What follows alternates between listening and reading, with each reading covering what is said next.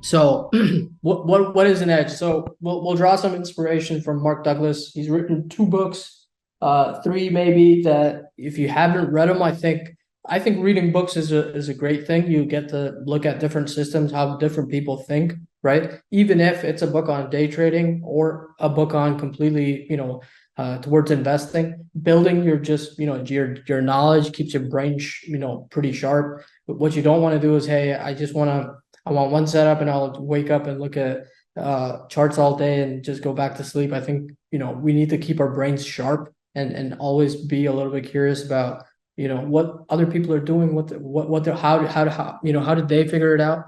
And this quote from Mark Douglas, Richard is going to read it out and then we can discuss it. Yeah, sure. An edge is nothing more than an indication of a higher probability of one thing happening over another. So at the basics, or at the root of it, an edge is what Mark's trying to say is it's not a guarantee, right? It's not a guarantee of it will always work as we execute upon it. There are no guarantees. If it works 4 out of 10 times, it's still an edge. If it works 3 out of 10 times, it's still an edge.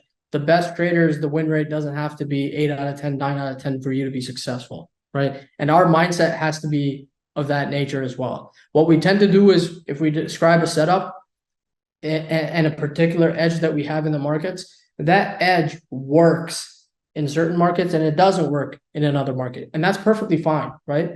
But if we box ourselves in and say, hey, how do I increase my probability from 3 out of 10 to 4 out of 10?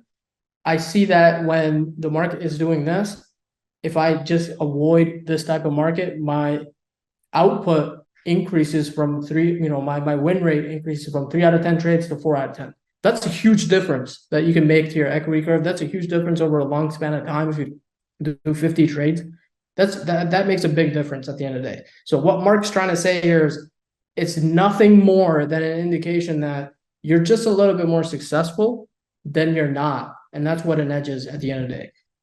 Again, people tend to think that an edge is, hey, it has to work 9 out of 10 times. And if it doesn't, it's not an edge. Let me go to, some cloud formations on technical charts or some new system that I can get closer to 8 or 9 out of 10 times.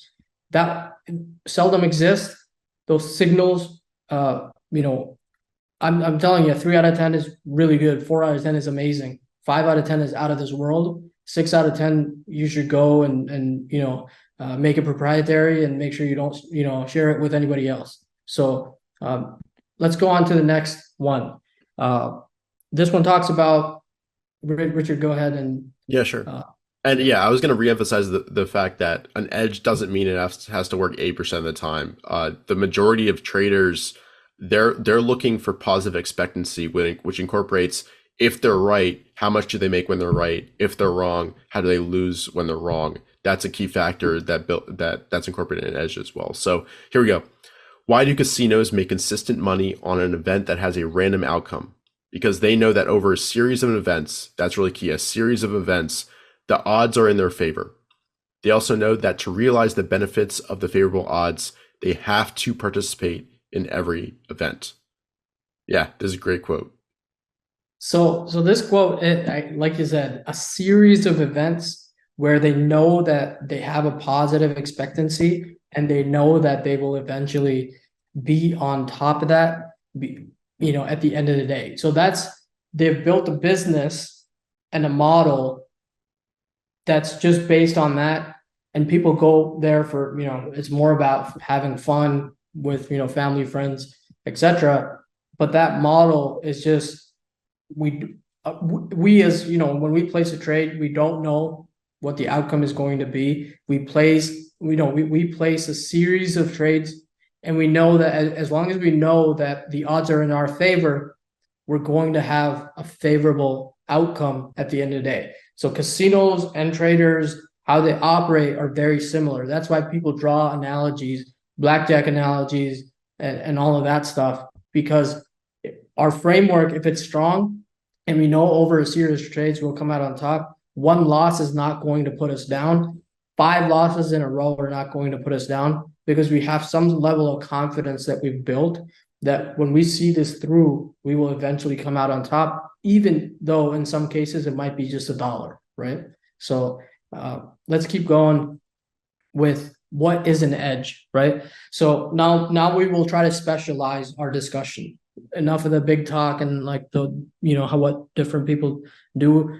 This is more about how we can kind of apply some of these concepts and really specialize and become subject matter expert. So what is an edge? It's from a technical perspective or a fundamental perspective, it's a winning characteristic. What is a winning characteristic? It's something that stocks in the past over the last 50 years, when they've moved double, triple, and then some, or stocks that have gone down 100, 50, 60, 70% off of their highs, they've exhibited these characteristics. What you want to do if you want to build an edge in the markets is you want to find that winning characteristic. That could be Bollinger Bands, that could be Fibonacci's, that could be MACDs, that could be RSI on monthly going above 70. That could be anything. There's hundreds of different ways, but define that winning characteristic that you see. That, if you're a bullish trader, this is what stocks are doing when they double and triple. This is what stocks are doing when they break down 50, 60% off of their highs. You define that and you just have a list of those, right? And that applies to any system, any trader, any successful. Minervini, VCP, 2T, 3T, and all that stuff, right? What is it? It's just tightness and price formation. He's seen this winning characteristic where contraction and volatility leads to expansion in price, be it north or south, right? Up or down of that, from that contraction. And that's a winning characteristic he's designed for himself. And he's continuously exploiting the market to see the same thing again and again and again. But he understands why. He understands every stock in the past that either I've been successful, he's been successful on, or as a technical trader, I see that's a winning characteristic he's exploiting. At the end of the day, that's what an edge is. It's a winning characteristic. We need to continuously exploit this again and again and again to increase the chances of our positive outcome, right? There's repetition in what these successful traders are doing again and again, and that increases their chances of positive outcome. Prior leadership stocks have exhibited these characteristics. So we learn from what's happened in the past in the markets, right? We learn that, when Square in 2017 had a HVE, when Facebook in 2013 had a HVE, when Google broke out from its IPO base, whatever it is, all of them exhibited this one characteristic, which we'll discuss, which is the highest volume characteristic, right? Highest volume ever, highest volume since IPO, etc. So prior leadership stocks that seem to double and triple have some sort of, this characteristic. If I'm a day trader, Bollinger Bands seem to narrow down, right? And the standard deviation of how the stock moves, basically it's tightness, it's a measure of tightness, seems to squish together, and we see volatility and the bands, come apart, saying that from tightness, from contraction comes expansion. It's a very simple concept, and it's been given 100 different names at the end of the day, but it's a characteristic of how stocks move in the markets. Hunt for these characteristics in the current market. So if you have, for example, let's say, just build a OneNote, right? Microsoft OneNote. Hopefully we'll have it in DeepView one day where you could just build model books super quickly. But Microsoft OneNote, for example, open a tab, name a characteristic, and say all of these stocks are they're exhibiting these characteristics. I'm just going to keep track of them. You keep track of that stuff, you'll see how they play out, and your subconscious, you're building that knowledge in your subconscious, right? And traders that are successful, they execute that edge repeatedly. They're repeatedly doing the same thing again and again. Minervini's built a whole system on VCPs, right? And he sees accelerating growth and sales, which is drawn from William O'Neill's system.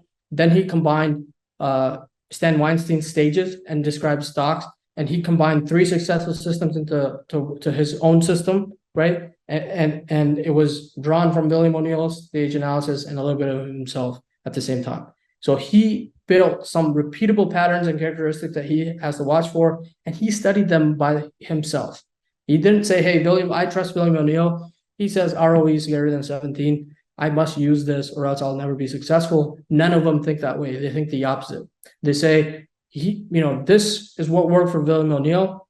When I try this, it's not working for me, but this aspect of his system seems to work. Let me steal that aspect and make my system even stronger, right? So traders and investors must do deep dives on these characteristics to build self-confidence, self-studying, is key, because you have to go out there and execute those things for yourself. And that all comes down to spotting some sort of winning characteristic. Brian Shannon says the 5 EMA is declining. I don't buy stocks below it because that's what works for me. When the stock goes above the 5 EMA or the SMA, it work, I have a positive expectancy in the market. He's identified a winning characteristic on the shorter time frames that work. Those work for him, and he's repeatedly executing those to profit from the markets. No matter what system you pick, fundamental, technical, this is what they're doing again and again and again and again. So define those characteristics for yourself. Maybe list them in the chat. What do you look for again and again in the markets? Try to, specialize to that as much as possible. Traders tend to have 3 to 4 that they look for, and they repeat those things. And then, they try to, you could say, hey, stocks are accelerating, sales and big estimates seem to move. That could be a winning characteristic, and you only trade those type of stocks, right? So they try to specialize as much as possible.